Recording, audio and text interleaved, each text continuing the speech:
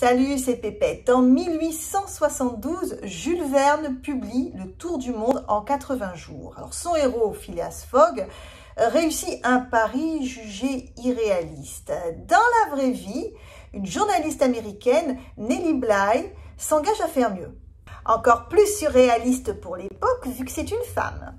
Nellie Bly est la pionnière du journalisme d'investigation et peu à peu son voyage va ressembler étrangement au livre.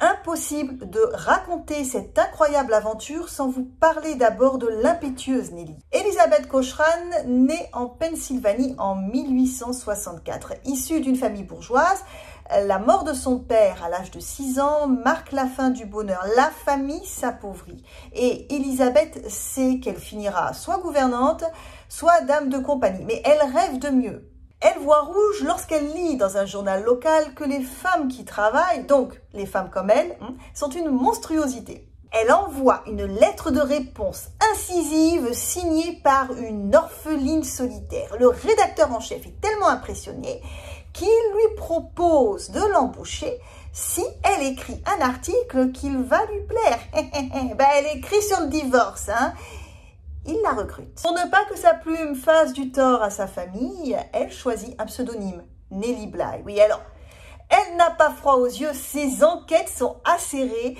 et on la remercie en la mettant dans la rubrique Jardin et théâtre.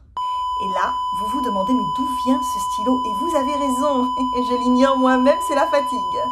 Fatiguée du manque de considération, elle part au Mexique avec sa mère, histoire de se ressourcer. Oui, là encore, elle fait des vagues. Oui. Elle dénonce la corruption et les atteintes à la liberté de la presse.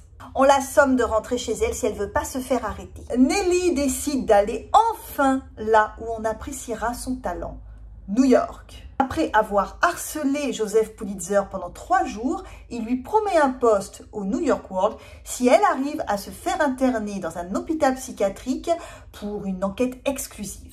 Elle lui aurait demandé à l'entretien « Mais comment allez-vous m'en faire sortir ?» Il lui aurait répondu pet sec « Commencez déjà par y rentrer. » Bon, elle l'a fait, Son compte-rendu est glaçant. Les sévices, l'exploitation, les conditions de vie. Alors, sous le choc, la ville de New York débloque $1 million pour rénover les hôpitaux. Nellie devient la première journaliste d'investigation. 2 ans après, grande fan de Jules Verne et toujours pour le New York World, elle se lance un nouveau défi, faire le tour du monde en moins de 80 jours, seule. Et c'est la nuance.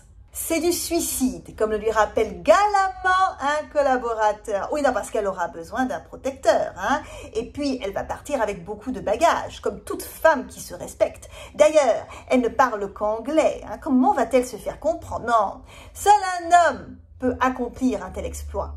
Le challenge est donc double. Être la première femme et la plus rapide.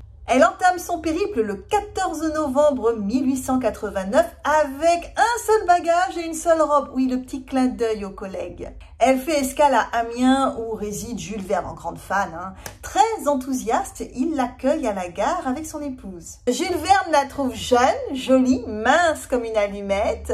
Elle l'impressionne, mais il doute qu'elle y arrive. À chaque escale, Nellie envoie un télégramme au New York World qui le transforme en futur. Et c'est long. À chaque escale, Nellie envoie un télégramme au New York World qui le transforme en feuilleton. Et c'est l'engouement. Ah oui, non mais comme pour Phileas Fogg, des paris sont pris de partout dans le monde.